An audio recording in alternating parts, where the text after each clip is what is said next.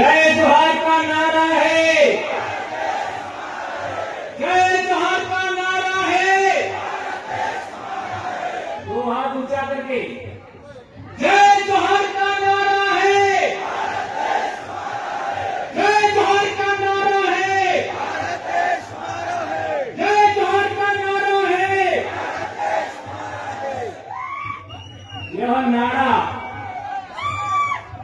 2015 में मैंने गढ़ा था और इस नारे ने दक्षिणी राजस्थान और हमारे मध्य प्रदेश के जुड़ते हुए इलाके में एक ऐसी क्रांति पैदा किया कि 47 सांसद और 487 विधायक गूंगे बहरे हो चुके थे और आदिवासी कौम वॉइसलेस हो चुकी थी, उसका जवाब दिया। और आज की तारीख में 5 विधायक और 1 सांसद इस नारे की बदौलत विधानसभा और लोकसभा में गए। आज मैं बहुत खुश हूं, आज मैं बहुत खुश हूं, क्योंकि क्या लाजवाब डॉक्टर वसावत सर ने बोला। आपका राजपिता में 5-6 साल पहले मुझे 2 बातों पर बोलने से रोका गया था कि राजनीति पर नहीं बोलना है और धर्म पर नहीं बोलना है, और मैंने वही 2 बातों पर बोला था।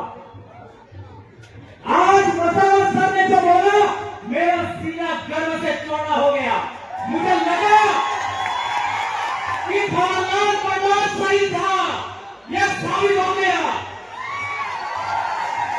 और मेरे भाई खराड़ी साहब ने क्या बोला जबरदस्त, मेरे बोलने का रहा ही नहीं।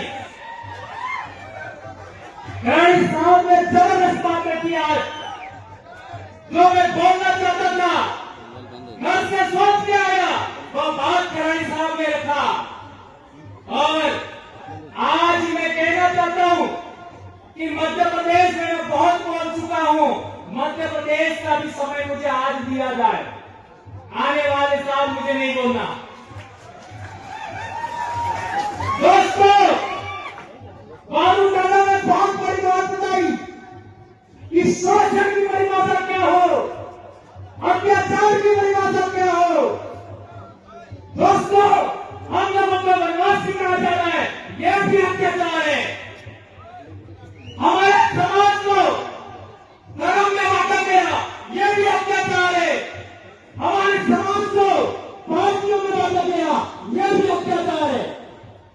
गोली प्रसाद की बात करें, हमारे इलाके में आज की तारीख में एक महिला का कम उम्र में पति मर जाता है तो क्या किया जाता है? जब बच्चे छोटे छोटे होते हैं तो वो महिला मात्र 12 दिन वो महिला ऐसे विधवा होती है। ये रूढ़ी पता है बहुत बड़ी। 12 दिन के बाद उसको पसेरी उड़ाई जाती है और वह पुनः सुहागन हो जाती है। ये कितना बड़ा समाज व्यवस्था है। एक महिला के मान सम्मान इज्जत के लिए ये कितनी बड़ी रूढ़ी प्रथा है, उसको भी हमें आगे बढ़ाना होगा दोस्तों। और एक बड़ी बात बताई थी नौरदा ने कि हम हिंदू भी नहीं है, मुस्लिम नहीं है, ईसाई नहीं है। हमारे लोग कहते हैं कि हम हिंदू नहीं है, लेकिन हिंदू क्यों नहीं है कभी नहीं बताते, कभी नहीं बताते। और इसे बताने की बात आए तो वो मात्र ये कहते हैं कि हिंदू विवाह अधिनियम हमारे ऊपर लागू नहीं होता। आज रतलाम में देखिए, जामपुर अलीराजपुर दाहोद में देखिए, हमारे समाज का जब विवाह होता है तो एक कपड़े का अड़ूड़ा माड़वे में रखते हैं, उसके ऊपर एक लोटे में महुआ रखते हैं। माननीय चौधरी साहब कह रहे थे महुआ अर्घ एक लोटे में रखते हैं और उसके ऊपर दूसरा लोटा पानी भर के रखते हैं। क्या ये बात सही है? और उसके चारों तरफ फेरा लेने से पहले आरती की थाली से तिलक लगा जाता है धरती माता को। यह कितनी बड़ी रूढ़ी प्रथा है, अग्नि पूजा नहीं होता। और इसके बाद इस कड़े के चारों तरफ फेरा लगवाया जाता है। यह प्रथा किस विवाह पद्धति में बताइए? क्या यह प्रथा ब्राह्मण प्रथा में है क्या? नहीं है। क्या ईसाई प्रथा में है क्या? नहीं है। क्या इस्लाम प्रथा में है क्या? नहीं है। तो हम लोग हिंदू भी नहीं है, हम लोग ईसाई भी नहीं है, हम लोग मुस्लिम भी नहीं है। ये बात प्रमाणित होता है। और हिंदू तो कोई धर्म भी नहीं है। ब्राह्मण धर्म को हिंदू धर्म कहते हैं। ये बात समझना है तो हम लोगों को जबलपुर हाईकोर्ट का जजमेंट पढ़ना होगा। एक धर्म क्या होता है उसके लिए चार बड़ी बातें हैं। एक, जो वर्ण व्यवस्था है वो धर्म है। और दूसरा, प्रायश्चित होता है वो धर्म है। और तीसरा बात है कि हमारा जो क्या कहते हैं आपका पूजा पद्धति का आधार है वो धर्म है। तो हमारे समाज की व्यवस्था के अंदर वर्ण व्यवस्था नहीं होता। ये सुप्रीम कोर्ट ने बोला है, आपका जबलपुर हाई कोर्ट ने बोला। जो लोग आपका वेद से संचालित नहीं होते, जो रामायण महाभारत से संचालित नहीं होते, जो पुराण से संचालित नहीं होते, जो वर्ण व्यवस्था से संचालित नहीं होते, वे लोग अपनी रूढ़ी प्रथा से, अपने कस्टम से संचालित होते हैं। वो आदिवासी है, वो किसी भी धर्म में नहीं आते। ये जजमेंट में कहा गया है। आज तक हम लोगों को किसी ने नहीं बताया। और एक बड़ी बात, नंदाताई, आज इनका सम्मान हुआ। नंदाताई के जजमेंट में कहा गया है अबोरिजिन्स और शेड्यूल ट्राइब, यानी शेड्यूल ट्राइब का मतलब हुआ अबोरिजिन, अबोरिजिन और शेड्यूल ट्राइब। और ब्रैकेट में आदिवासी लिखा है। तो जो लोग हमको वनवासी कहते हैं वो लोग कंटेम्प्ट ऑफ कोर्ट कर रहे हैं। हमें केस किया जाना चाहिए। कौन माइकल और इसके लेकर जा रहा है को? एक कंटेम्प्ट ऑफ कोर्ट का आपका केस किया जाना चाहिए। तो मैं मानूंगा कि नंदाबाई के साथ आपका न्याय हुआ। एक और बड़ी बात, हमारे बहुत सारे बड़े वक्ताओं ने बात रखा। एक बात आई थी भील प्रदेश, तो कई लोग मेरा विरोध करते थे। 2015 में मैंने एक आपका व्हाट्सएप पर ग्रुप बना दिया भील प्रदेश, और वो भी रेवा कांठा डायरेक्टरी। मैं पैदाइशी मानकर आंदोलन की देर हूं। ये खराड़ी साहब पैदाइशी मानकर आंदोलन की देर है। और ये आपका जितना भी दक्षिणी राजस्थान और उत्तरी गुजरात का आदिवासी है, उत्तरी मध्य प्रदेश का आदिवासी है, मानकर आंदोलन की पैदाइश है। उस मानकर आंदोलन का सबसे बड़ा उद्देश्य था भील राज कायम करना। और ये बात गुरु के इतिहास में लिखी हुई थी। उसी को आधार मान करके मैंने भील प्रदेश व्हाट्सएप ग्रुप बनाया। बहुत लड़ाई हुआ, लेकिन लड़ते लड़ते हम लोगों ने आज पूरे इलाके के अंदर ये बात फैलाने में कामयाब हुए। आज मेरे छोटे भाई चेतन वसावा ने बोला, आपने कितना इस्तेमाल किया। मेरे छोटे भाई जय कृष्ण पटेल ने बोला, कितना बड़ा आपने इस्तेमाल किया। और हमारे डामोर सर ने भी बात किया। आप लोगों ने इनको सर आंखों पे रखा। ये बात हम लोगों को आगे बढ़ाना है। लेकिन मेरा भील प्रदेश क्या है? मेरा भील प्रदेश एक राज्य से भी बड़ा है। मेरा भील प्रदेश का मतलब है जहां जहां भील राजा हुआ करते थे वो सारी जमीन भील आदिवासियों की है। ये आदिवासियों के जान जंगल जमीन की लड़ाई है। ये है भील प्रदेश मेरे लिए। भील प्रदेश का मतलब जहां जहां हमारा बहुत बड़ा राजा महाराजा थे वो सारी जमीन हमारी है, चाहे वो आज की तारीख में कोई भी बैठा है।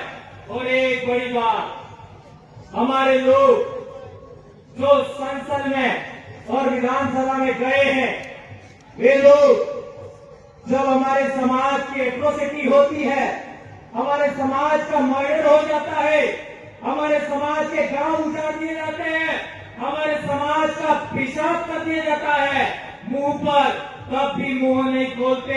उसका कारण क्या? ये बात महात्मा बच्चन की सर की स्पीच में, तो हमें जनप्रतिनिधि संरक्षण प्रणाली लागू करना होगा। जनप्रतिनिधि संरक्षण प्रणाली का मतलब क्या है? एक विधानसभा के अंदर करीब 500 लोग वोट करेंगे, जो जीतेगा वो चुनाव लड़ेगा, बात खत्म। एक लोकसभा में 700 लोग सभी गांवों के वोट करेंगे, और जो जीता वो चुनाव लड़ेगा, बात खत्म। यह है जनप्रतिनिधि संरक्षण प्रणाली। इसी के आधार पर हमारे लोग आगे बढ़ रहे हैं। और एक बड़ी बात कि ये लोग नहीं बोलते हैं, तो क्यों नहीं बोलते हैं? तो उनका सिलेक्शन उन लोगों ने किया है। इसलिए मैं कहना चाहता हूं, आदिवासी क्षेत्र से कांग्रेस भाजपा बाइकॉट। आदिवासियों की महाराष्ट्र में दूसरी पार्टी बनानी है, बनाओ। मध्य प्रदेश में बनानी है, बनाओ। गुजरात में बनानी है, बनाओ। जितनी बनानी है बना लो, लेकिन आपका कोऑर्डिनेशन करना, अलायंस करना, लेकिन कांग्रेस भाजपा बाइकॉट, खत्म, टाटा बाय बाय।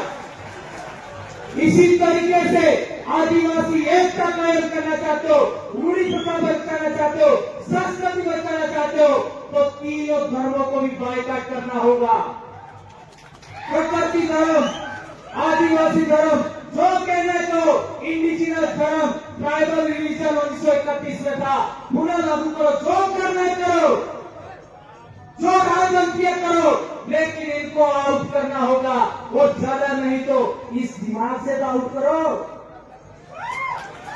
है मान्यवर चौधरी सर कह रहे थे, मेरी बेटी एमबीबीएस कर रही है, मेरा बेटा एमबीबीएस कर रहा है, एक 9th क्लास में बेटा पढ़ रहा है, तीनों के सर्टिफिकेट के अंदर, स्कूल के अंदर आदिवासी लिखवाया मैंने। और मैंने नंदाबाई का एक रेफरेंस लिखा, वो कोर्ट में इसका जजमेंट लेके गया, ये आदिवासी लिखा है। और यदि आप नहीं लिखते हो, इस पर साइन करो, मैं आपके ऊपर कोर्ट ऑफ कंटेम्प्ट का केस ठोकूंगा। तो केस का दिया गया और ये बात हो गया। एक अंतिम बात, हाँ, हमारे समाज के अंदर किसी का विवाह हो जाता है और किसी कारणवश आदमी महिला को दान से तो मिळाले के अनाज क्षेत्रों मर्यादा सम्मान, महिला के साथ सम्मान नहीं करे और पोटली बेचकर के रोज बदमाशी करे, मारे पीटे, तो हमारे महिला को छेड़ा छूट लेने का हक था। Am I right? और छेड़ा छूट का मतलब तारे मारे मामलों खत्म। तभी बीसी बोली सके तो मर है काल जो कोई। ये बहुत बड़ी बात है दोस्तों। ये हमारी विवाह पद्धति, हमारी पूजा पद्धति, हमारी रूढ़ी प्रथा, कस्टमरी लॉ के लिए बहुत बड़ी बात है। एक और बात, जो टाइगर प्रोजेक्ट के नाम पर हमारी जमीन छीनी गई, अभी पालघर को लेकर के जो हुआ पिछली बार कालूराम दादा ने बोला था, और अभी एक भाई ने भी, हमारे साथी ने बोला, पालघर में क्या क्या हुआ, स्टैच्यू ऑफ यूनिटी पर क्या क्या हुआ, आपका केवड़िया में आपका क्या क्या हुआ, हसदेव में क्या क्या हुआ, मणिपुर में क्या हुआ। हमारे लोगों को गुमान था हमारी राज्यपाल आदिवासी है, हमारे लोगों को गुमान था हमारी राष्ट्रपति आदिवासी है। क्या किया? सिफार। इससे मेरा विश्वास उठ गया है और मैं लंबे समय से कह रहा हूं, सरकार तेरी नौकरी लेना तो ले लो, मैं कभी चुनाव नहीं लड़ूंगा, लेकिन तुम्हारा बंदोबस्त करके छोड़ूंगा, नहीं छोड़ूंगा। और आदरणीय वसावा सर को भी चुनाव नहीं लड़ूंगा, लेकिन नेता पैदा करके छोड़ूंगा। मैं मेरे बाप की औलाद हूं, मैं मेरी मां की औलाद हूं और बाप की अकेली औलाद हूं मैं। और 2011 से इस बीमारी से पीड़ित हूं, फिर भी नहीं डरा मैं।